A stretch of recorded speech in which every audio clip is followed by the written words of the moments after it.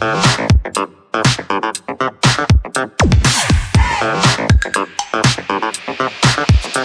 y'all, it's Sammy. Welcome back to Called to Be Different, Reflecting Christ.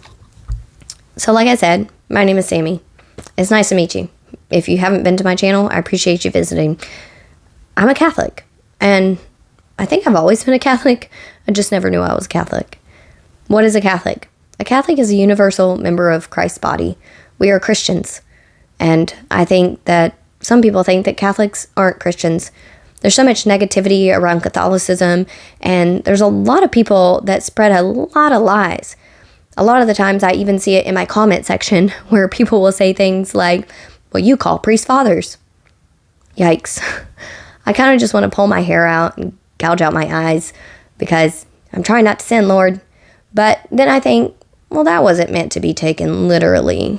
It was hyperbolical, just like calling someone father.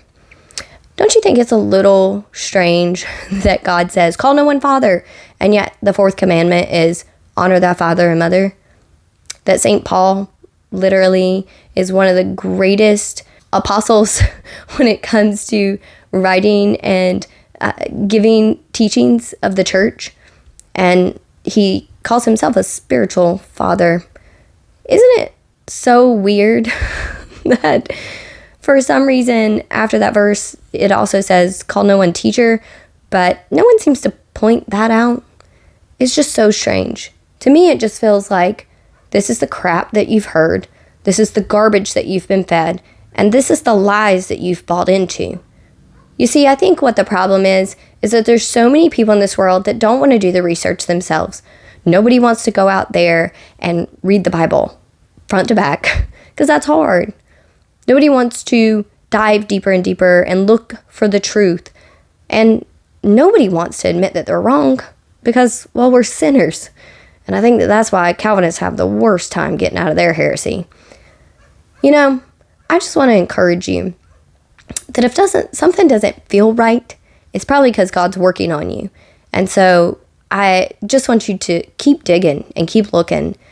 And I also want you to be aware that just because someone sounds smart and looks smart, maybe has a bunch of books behind their head every time they talk, it doesn't mean that they know everything. I think recently we've seen Billy Carson go down, and now Wes Huff is actually on the hot seat because he's made a lot of mistakes as well. So even if somebody can call themselves a scholar before they're officially a scholar, it doesn't mean that they know everything. You know, in The Imitation of Christ, the book is anonymous, but they give it to Thomas à Kempis, and they credit the book to him. They think that he's the one that wrote it. But he says that it's vanity. It's vanity to think that you know everything. Because while you may have a bunch of knowledge in one section of life, there's a lot that you still don't know. Like, maybe I know a lot about the Bible, but do I know a lot about biology? No. I think sometimes we want to be the smartest. We want to look intelligent, and we don't want to look dumb or like we've made a mistake or maybe we've been tricked. I think here on my channel, I try to be honest with you that I felt tricked, and I was fed a lot of lies, especially by Protestants, that there's things in the Bible that Catholics weren't doing right. There's teachings, and the way that they do Mass is wrong. But then when I went back and I started studying the history by myself, I started to notice that, wait a second, the things that the Catholic Church are doing today, they were doing as early Christians. And so while you can mock them and laugh at them and pretend like they're not being Christians today because they have buildings that give glory to God, because being in a warehouse is weird. I know that God doesn't need a miraculous, wonderful temple. He tells David this. I don't need that. That's not who I am. What I am is love, and I care about you. And it's not about you making me a big house or it looking fantastic for me. But I understand why you want to do those things, because you love me too. And I think that's all we're trying to do. Any Christian that is on YouTube, we're just trying to love God to the best of our ability. And I think it's best to follow those who will agree that it's possible they're getting some things wrong. But I have to be honest with you that I was following so many people that weren't just getting some things wrong, they were getting major things wrong. And it's not just me. There's many Protestants that are falling into heresies. Calvinism's the absolute worst, but there's so many Christians that say, well, as long as they love Jesus. And I disagree with that. I really do. Because we can't stand behind and confirm people who say that they love Jesus, but also tell us that God is the author of evil and then try to weasel their way around it. It just reminds me of my puppy trying to get out of his collar. It looks like he's choking himself to death, but he wants so badly to get out of that collar that he'll do anything to keep doing that. He will literally almost kill himself to get free. And that's what Calvinism seems to me. It's like a puppy struggling to get out of a collar because they're trying to weasel their way around how God is not the author of evil, but their entire ideology points to that. It makes no sense to me. And then they're the most arrogant, self-righteous people I've ever met in my life, and they don't see it. And then I read the Bible and I just see all these Pharisees and I just think, is that them, Lord? Is that them? That it's only about how they're ever going to see God, and it's not about what God's actually trying to show them. Jesus says that the sheep will hear my voice and they'll follow.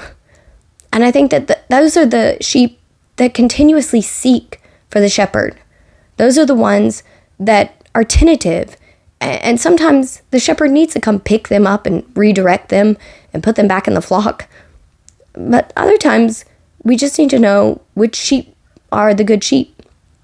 And I think that comes with us researching and seeking ourselves. Sometimes God allows us to wander because it helps bring us back and keep us with the pack even tighter because we understand what's going on with these sheep. And we also know what's out there with those wolves. Learning about Calvinism rocked my world. It rocked my world in so many ways because it distorted who God was and the God that I had read in the Bible. And I'm so grateful for him pressing upon my heart to seek him more and more and more, and to always pray for it to be his will and his teachings that are revealed in my heart.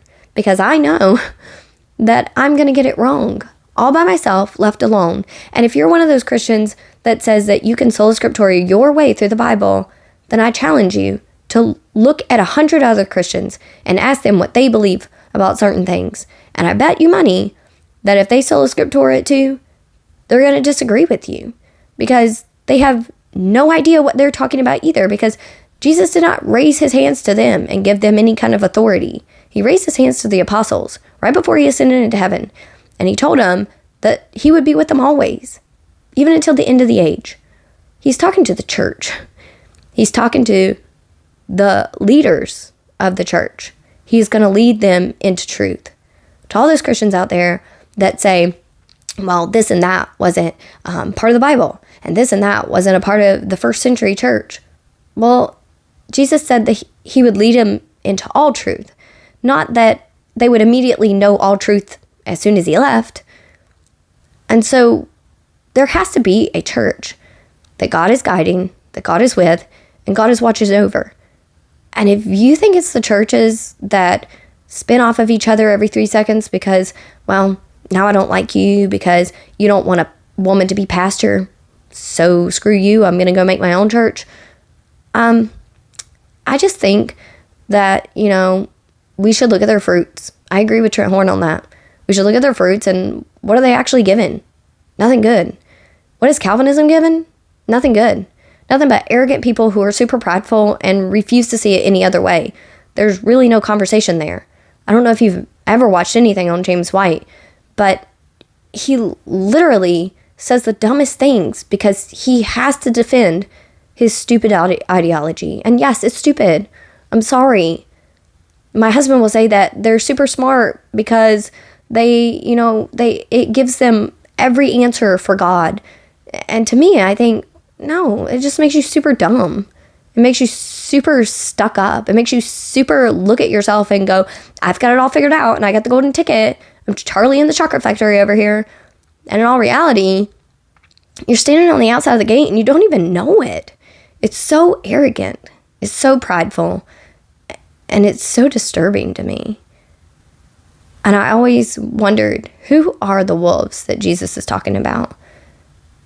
And now I know that it's the only people who claim to be Christians, but who literally say that God predestines people to hell. I just don't get those Christians. And I struggle to call them Christians at all. And maybe that's just me. But the reason I made this video is because I really just wanted to say that you have to do the research yourself. You can't just follow anybody and everybody on YouTube. That's not good. Even myself included. I make mistakes. But I try to be transparent about them. I try to be honest with you and say that I've made them. I try to be honest and tell you about my past. I try to be honest and tell you about what I've learned. I try to be honest and just give all the authority to the church and stop trying to stand on my own understandings, because I know nothing. I'm learning every day. And it's vanity for me to think that I have it all figured out. I don't, guys. But I want to challenge you that doesn't mean that we have to give up or that we can't listen to anyone. It just means that just because they sound smart doesn't mean you just take their word for it. You know, I watched Wes Huff talk about the Deuterocanonical scriptures, and it sounded super smart. You know, he knows a lot of translations and Bibles and writings that I've never even heard of. And so he sounds super, super smart. But then I watch Sam Shamoon and Jimmy Akin and people like that who go and talk about and explain things, who are also super intelligent and super smart, who have been doing this a lot longer than Wes Huff has. And they just make Wes Huff look stupid, for lack of a better term, because he's trying to look super smart. And I'm not saying that he's not. I'm just saying that the people you should be following are the people that are encouraging you to do the research yourself. It's not rocket science, guys. It's really not. God gave you a brain, you ears, you eyes, you hands, you feet, because your relationship is one-on-one. It's an intimate relationship with Him. And to know Him is to seek Him. And to seek Him with all your heart is to not seek Him through everybody else's heart. It's to seek Him personally. And it's you driving to understand. And I think God gives us those graces and those mercies to go, wait a second, that's not right. And I think that's why I understood immediately that Calvinism was crap, because it just didn't make sense in my heart. It was not anything that I had read about God. I felt the same way when I learned about the rapture. And I felt the same way when I learned about the Catholic Church. And I thought, God, you were so good to lead me home, to your body, to your church. And I look forward to the day that I can take the Eucharist. And for all the people who mock you, they're just like those people murmuring in the desert. They don't know you, and they don't have faith in you.